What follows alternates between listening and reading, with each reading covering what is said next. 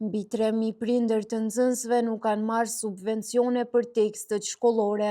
Megjithse ka filluar një muaj nga fillimi i vitit shkollor, shumë prindër të nxënësve të klasave 1 deri në 9 nuk i kanë pranuar ende mjetet financiare për subvencionimin e teksteve dhe materialeve shkollore. Pavarësisht premtimeve të Ministrisë së Arsimit për përkrahjen e familjeve me mjete dhe blerjen e teksteve shkollore, mësimdhënës e prindër vazhdojnë të ankohen për vonesa serioze në realizimin e pagesave.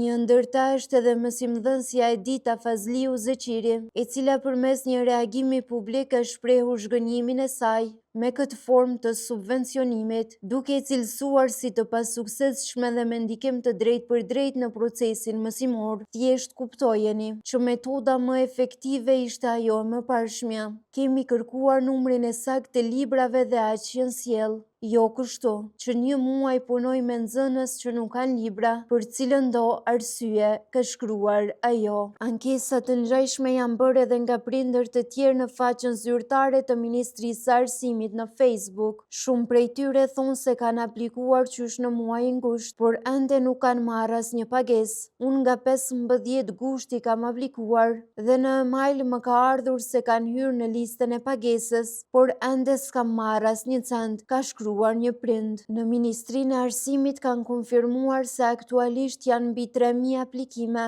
në proces verifikimi, ndërsa afati për aplikim mbyllet nesër. Një nga prindrit i cili dëshiron të mbetet anonim ka treguar për media se ndonë se ka 3 fëmijë në shkollë, vetëm për njërin i janë transferuar mjetet. Ai është shprehur i shqetësuar për situatën, është shumë telashe, sepse këto mjete janë të domosdoshme për procesin mësimor. Dikush që i ka 3 fëmijë ose 4 fëmijë nuk ka mundësi t'i blej librat. Kam telefonuar disa herë, por askush nuk është përgjigjur.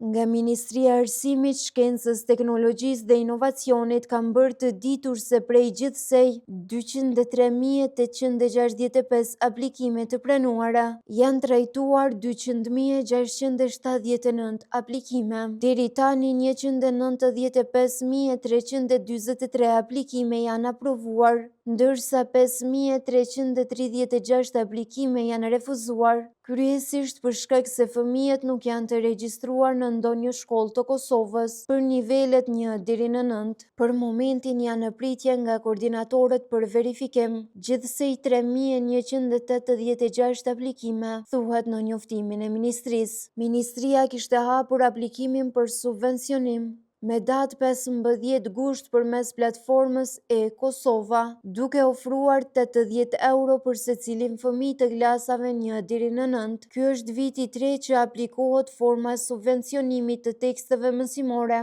dhe jo sigurimi i tyre nëpërmjet procesit të prokurorimit. Partia opozitare, sindikata dhe prindër të shumt e kanë kërkuar kthimin e formës së mëhershme të mbështetjes, duke u asiguruar nxënësve tekstet në shkollë.